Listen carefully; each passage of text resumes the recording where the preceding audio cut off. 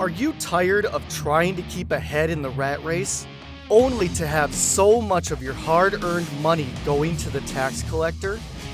Equity doesn't pay the bills. Retirement savings don't pay you now, and there are only 24 hours in a day to work. The only solution is passive income that pays you 24/7 now, not 40 years from now. From vetted investment opportunities to tax savings strategies, let John guide you through all the confusion and take control of your financial life in pursuit of financial freedom. So sit back, relax, and welcome to the Wealth and Freedom Nexus.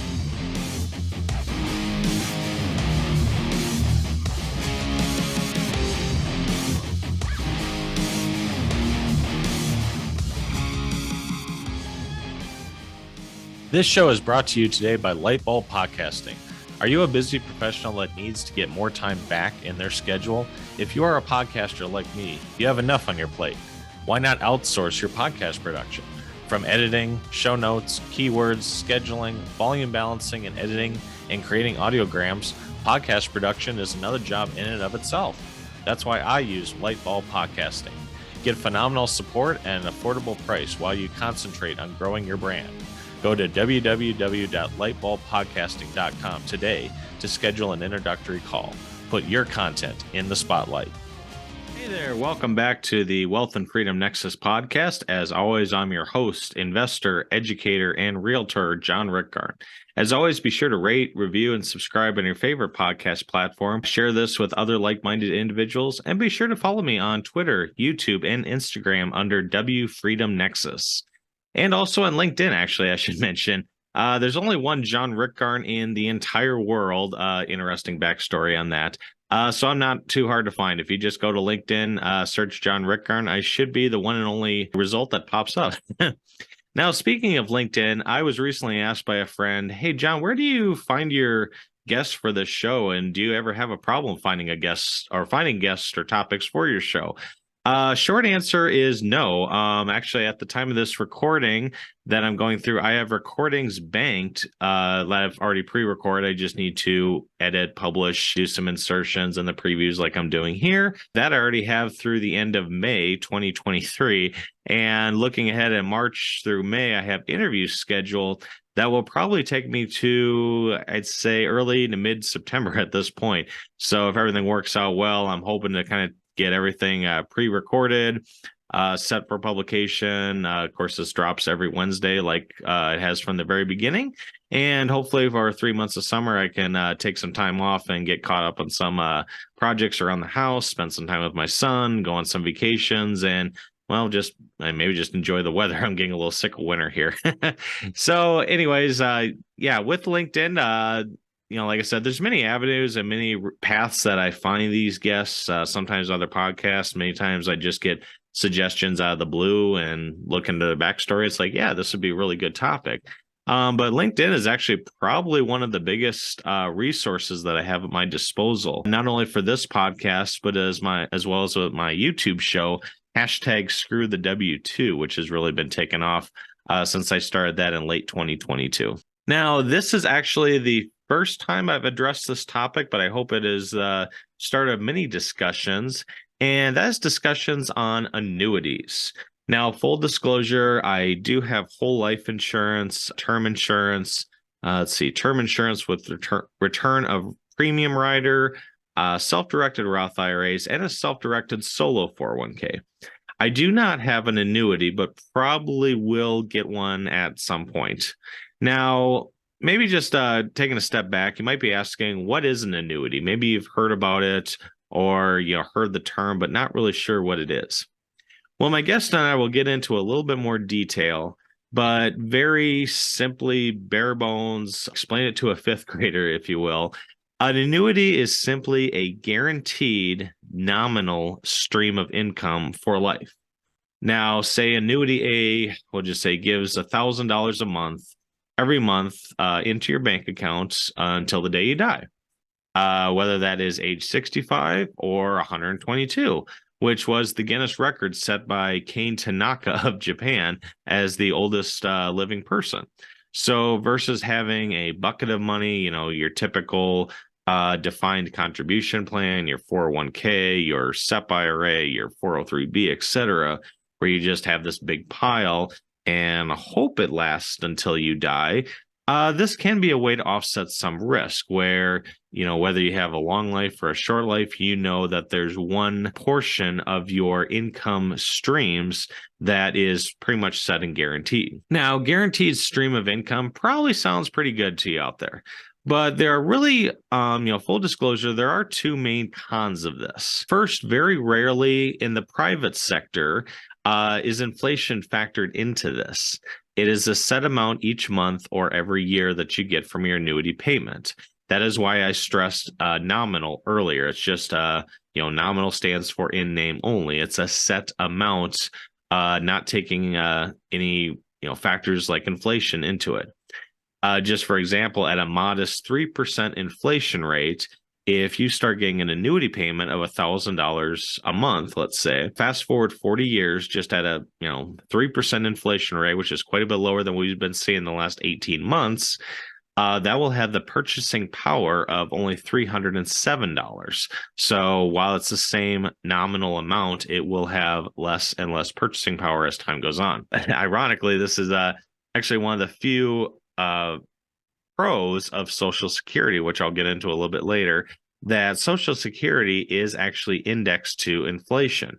Now, how the benefits are indexed to inflation, we could have a very lengthy discussion of, how they used to factor inflation versus how they factor it in now, and how they kind of, jimmy with the numbers, so to speak, to make it look more appealing. But Social Security in general is tied to inflation, and the benefits typically go up every year, where in the private sector, that is kind of very hard to find, if not impossible to find. Now, the second con for annuities, this is actually what David McKnight, who I had as a guest on this podcast back on episode 41, he calls this the Mack truck scenario. Now, let's just say you put, $500,000 into a SPIA. Now, SPIA is an acronym which stands for Single Premium Annuity Contract. And let's just say that annuity contract will pay you $2,000 a month starting at age 65. Now, 1 month after your 65th birthday, you didn't look twice before crossing the road and you got hit by a Mack truck. You, if you want to look at this as an investment per se, you put in $500,000 or $500,000 and only got $2,000 back out. And unlike life insurance or retirement accounts, your heirs or your trust can't inherit those benefits. So that is, a con that is associated with annuities. Now, further on the discussion, David McKnight actually goes over a number of scenarios that you can negate this risk as well through his books, Power of Zero, and I will have the links into that in the show notes here. But those are really kind of the two main cons that a lot of people address with annuities. Now, here's one final kicker here. Annuities in general are very similar and work very much the same way as pensions and what we're all familiar with here in the United States as Social Security.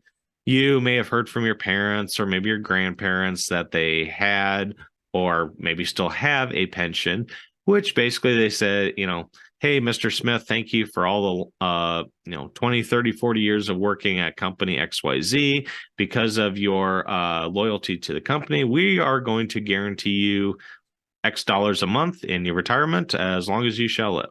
So again, $400 a month, $1,000, $2,000, whatever the case may be. That is essentially what an annuity is. It's a stream of payments that is guaranteed, I'm going to put in air quotes, for as long as you shall live.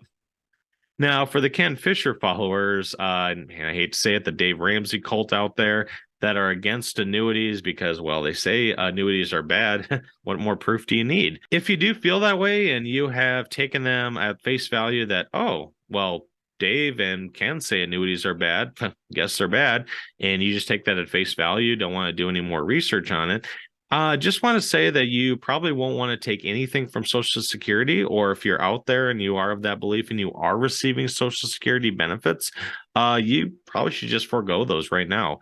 Again, Social Security is basically like an annuity. This is just obviously a government provided annuity versus one that you can, buy on your own or in the private sector. In fact, my guest even mentions he likes my use of the word ironic in this case when there are so many people that are against annuities just because a financial guru says they are, but yet whether they're getting it now or they're hoping to get it in 10, 15, 20 years of getting that Social Security check in the mail, well, they're basically contradicting what they say.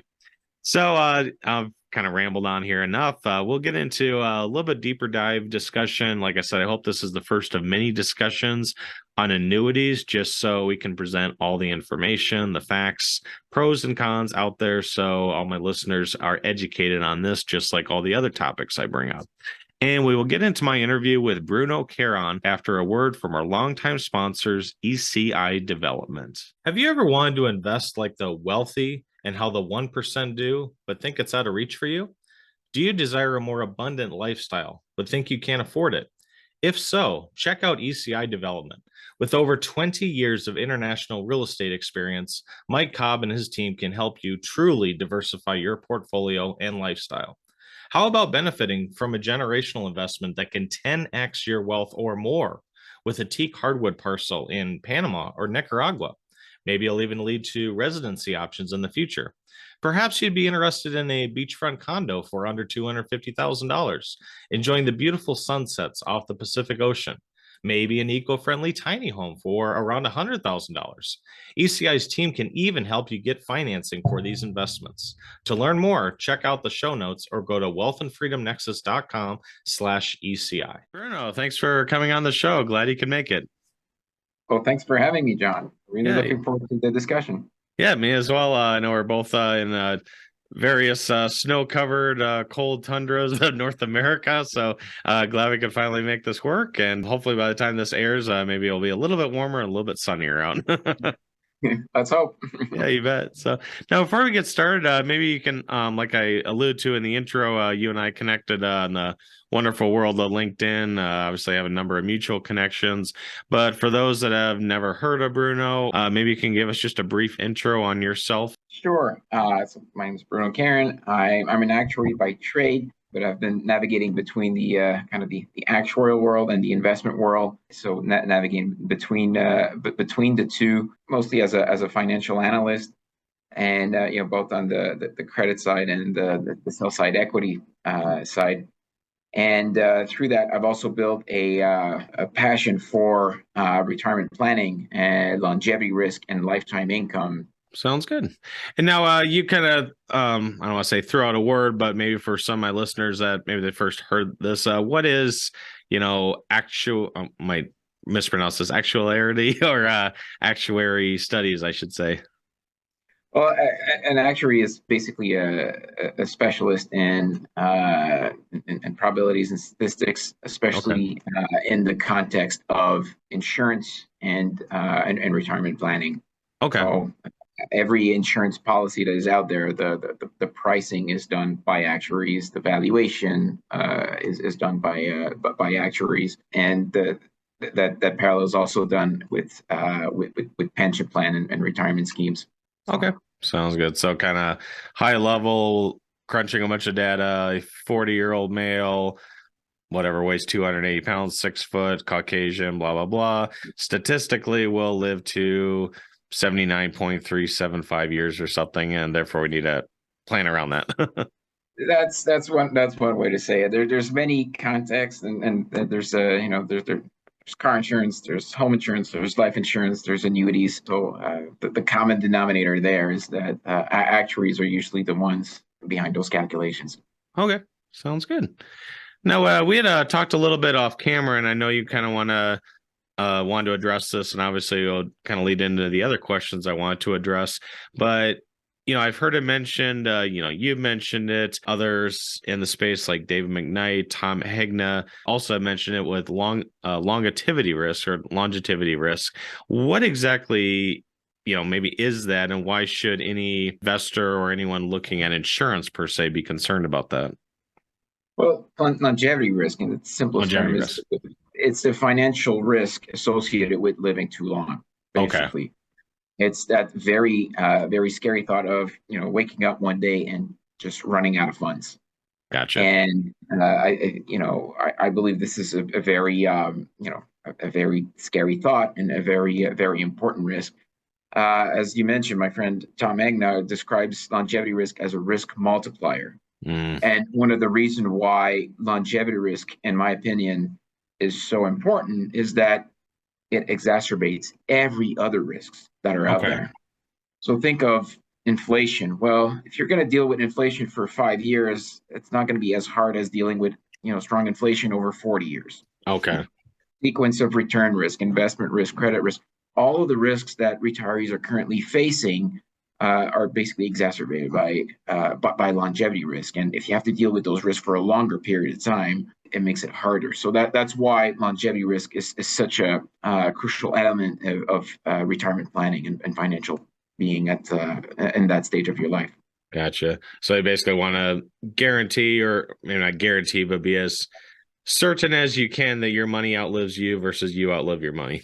Well, a guarantee is a very, very important term. And yes, I think that's part of it. And, insurance, annuities is part of it. Social Security is part of it. And of course, your investments are a big part of it. So the whole point of the whole concept of risk pooling is extremely important, especially now that you have a baby boomer generation retiring, and less are covered or can benefit from pension plans like they used to in the past.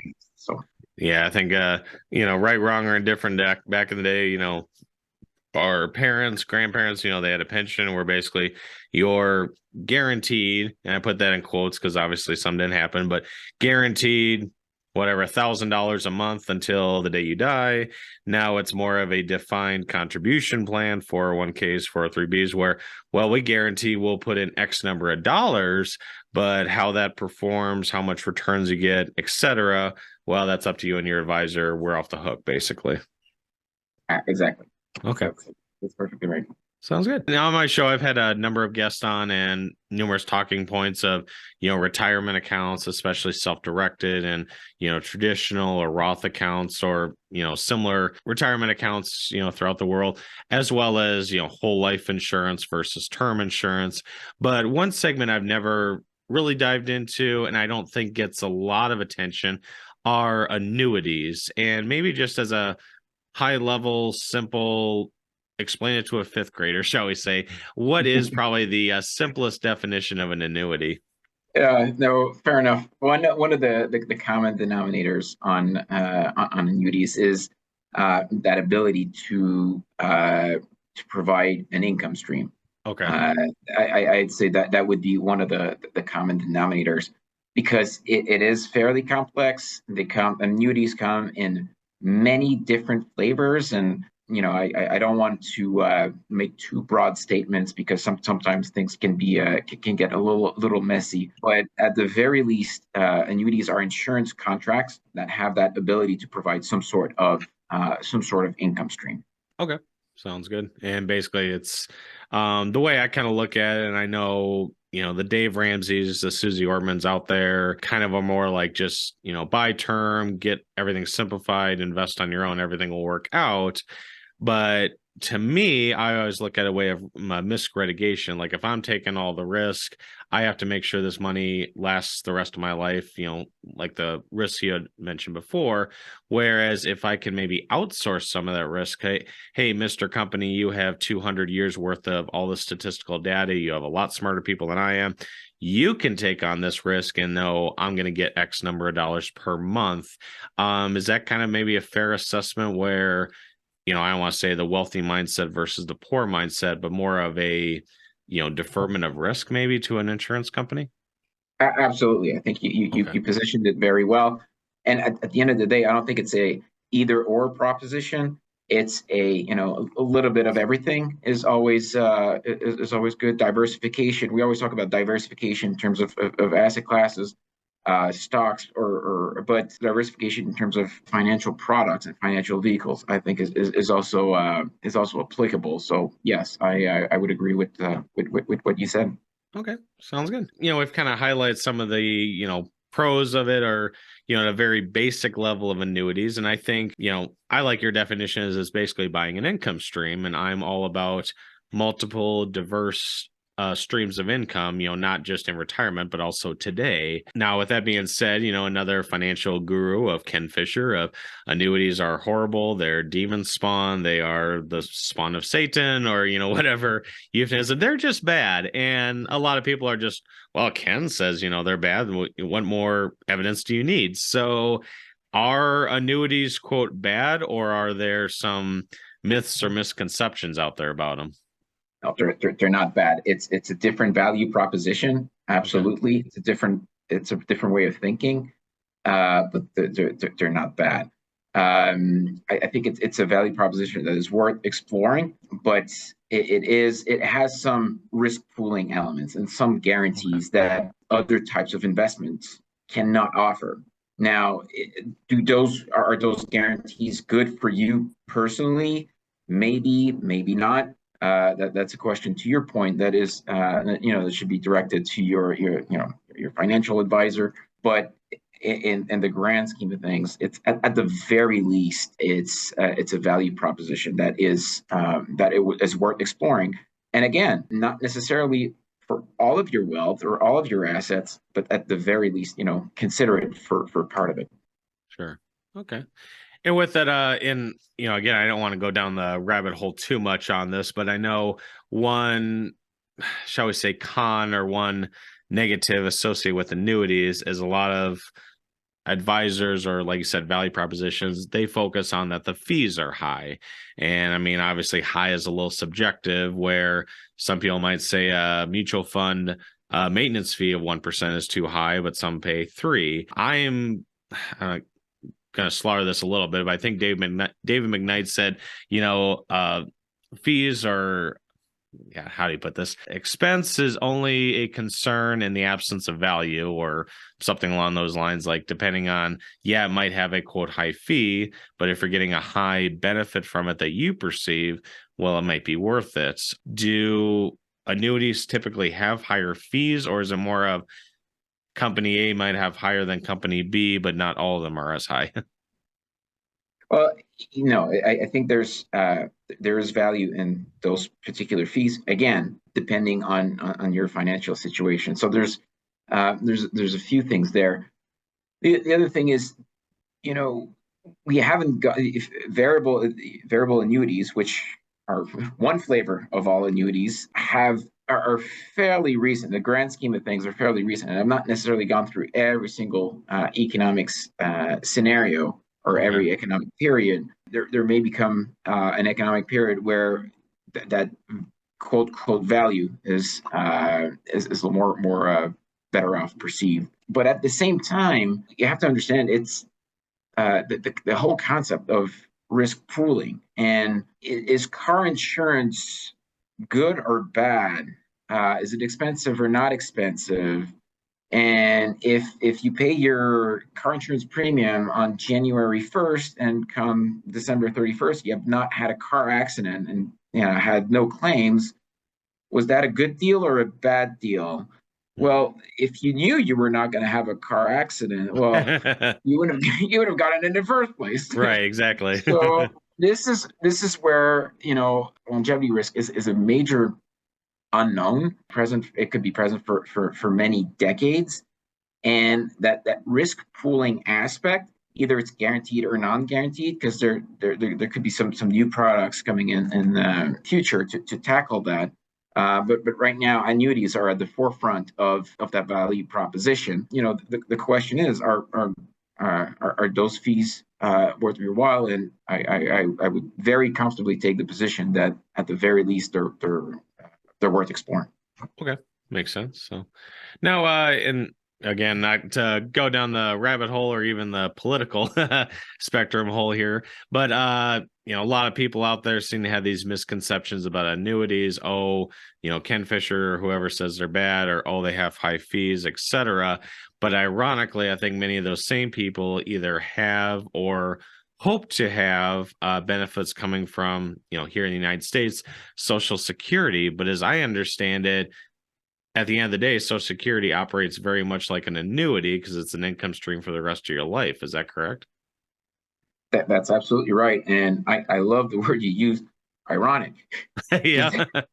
That's exactly the point, is that, those that life stream, that lifetime income benefit can be purchased at a certain price. And that's something you can, you can base plan with.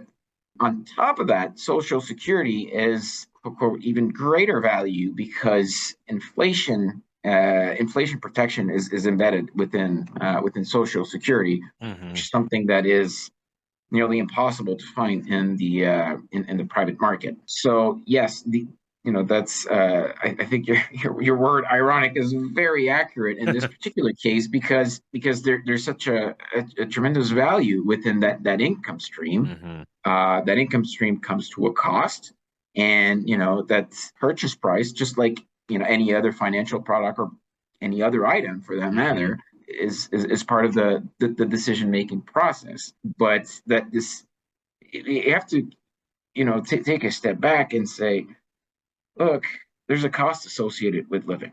It's that simple. If you're going to fund a retirement that will last a few months or a few years versus a few decades, these are completely different financial implications. And you don't know that in advance, just like you don't know on January 1st if you're going to have a car accident or not. Right.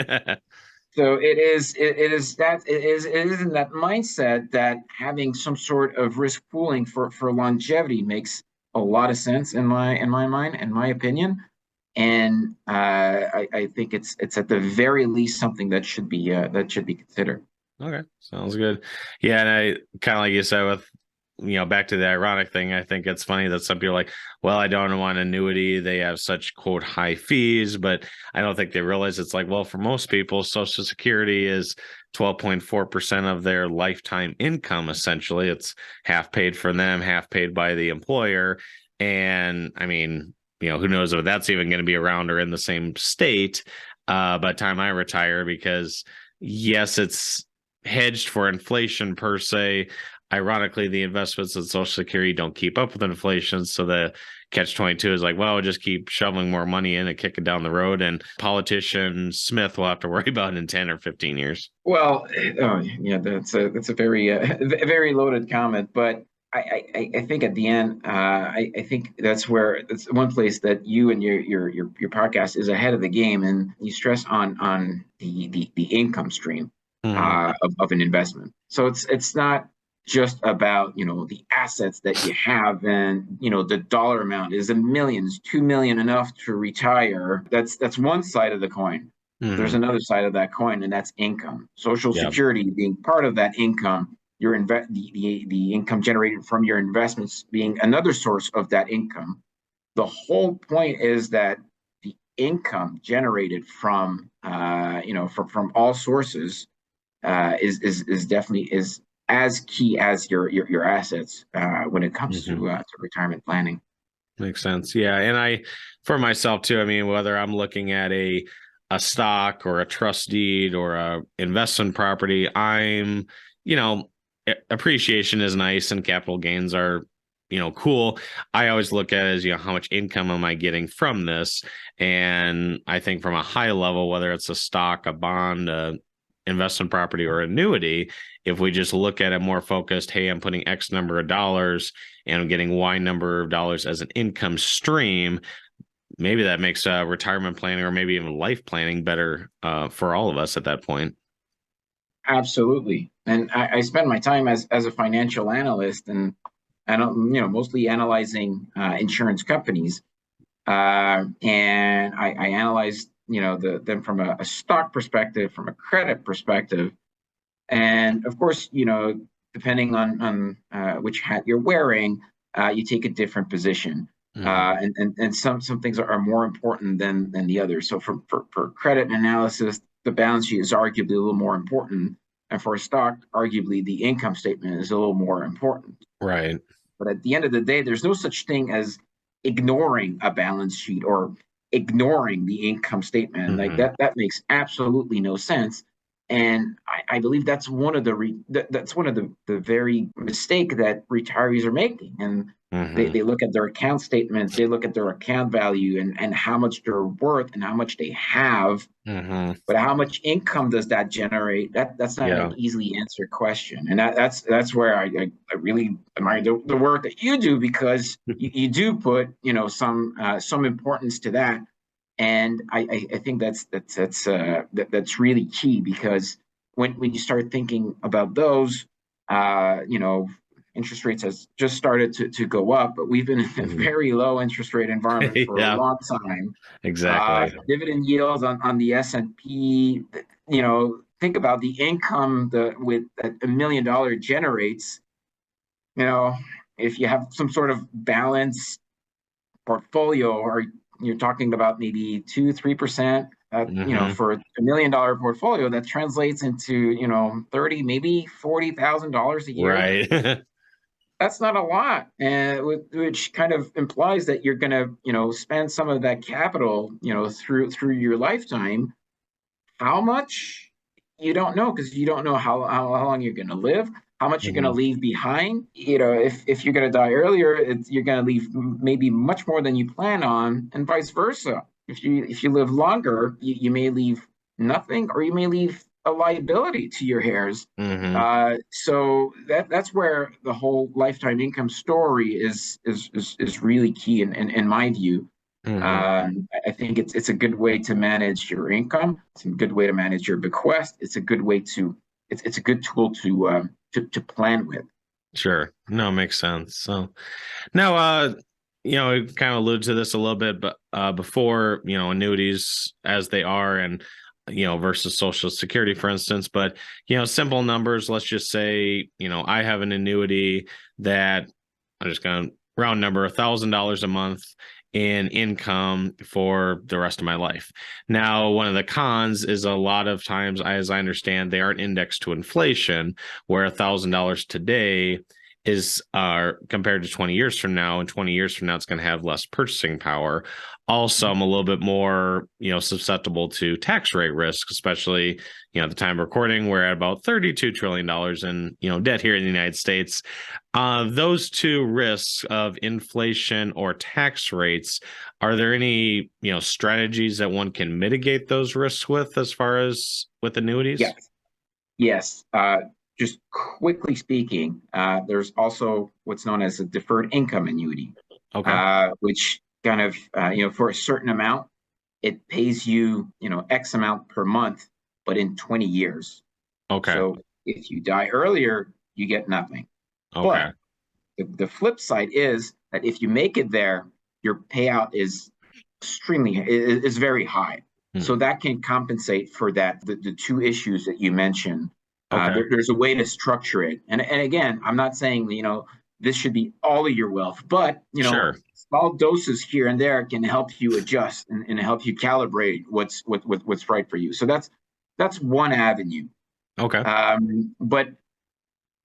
beyond that, you can't, some of the purists will say that, you should make that comparison, but I do believe that the investment return, so the textbook IRR on your income annuity, I think you can calculate that. I think it adds value to calculate that. And my point is that if you live a longer life, that yield, that investment return is going to be higher than if you live a shorter life. And it's going to be, you're roughly going to break even with, let's say, a 20-year-old bond if you die around your life expectancy. So you have a higher yield if you live a little longer. So again, it's all about, having a basis. The other point, and I don't want to get into the math of it. I go through some of it in my book, and I think it's out there. But the other point I'd like to make is that an income stream of $1,000 for the rest of your life, to your point, in 20 years, that $1,000 could be worth, 50 cents on the dollar in real terms. Well, 50 cents on the dollar is better than 0 cents on the dollar. That's true. If you run out of funds completely, then you have 0 cents on the dollar. Right. So again, it's it's not a bulletproof. It's not a all or nothing, but it's a basis to work with. It's a base that you can work with, and that you can adjust the rest of your income. The last point I will make on that is, if you have some sort of lifetime income stream, it frees up the rest of your portfolio. Sure. And you don't depend on the rest of your portfolio to provide income for yourself. So arguably, all else being equal, the remainder of your portfolio is going to be a little higher, and can help you with that. So all good points, and all good considerations. But I still do believe that lifetime income stream is key, even if it's not inflation protected. Sure. With that being said, that's just popped in my mind as you were talking with a deferred income annuity. Would I'm assuming one strategy, let's say someone, hey, I like the lifetime income stream. Let's have this annuity, but either my health is really good or my family history, everyone's made it into their mid 80s. Let's just throw that out. Is there a way maybe you could almost, I think it's called like bond or CD laddering of a similar thing where, okay, I start with $1,000 a month annuity. This lasts until I'm 75. If I'm still alive, then a deferred income annuity kicks in. So yes, I've been hit by inflation, but now there's a second annuity that pops on maybe for an additional $500 a month at that point. Is that a viable strategy per se? Absolutely. And to your point, everyone knows themselves better than everybody else. So, the whole underwriting in terms of annuities for lifetime income is still in its infancy, and pure SPIA, so single premium immediate annuities are still very unpopular. So this is kind of the purest form of lifetime income. The variable annuities we discussed a little earlier are more of an hybrid, where they're more kind of a mutual fund, friendly comparison, arguably with higher fees, but with guarantees.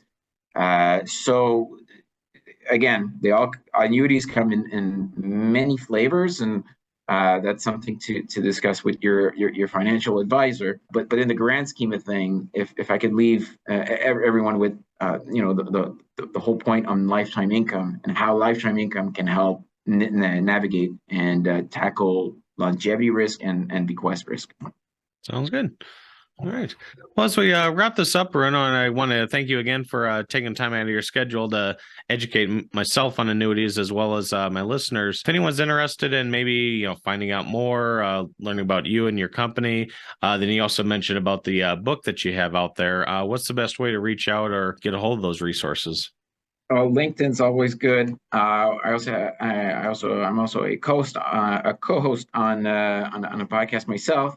That Annuity Show. It is with Paul Tyler, Ramsey Smith.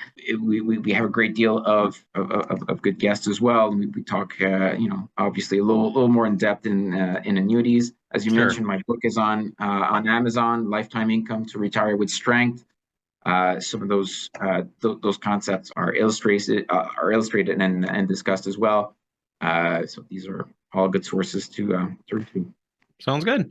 All right. And again, for all those listening, driving, walking the dog, whatever you're doing, I'll have all those links in the show notes, so you don't have to hit rewind and try to hunt down a pen and paper for all those. So, Bruno, again, it's been a pleasure having you on, and thanks again for educating my listeners on lifetime income streams. Thanks to you. Appreciate it. Thank you for listening. Be sure to share, rate, review, and subscribe on your favorite podcast platform. For more updates, check out www.wealthandfreedomnexus.com.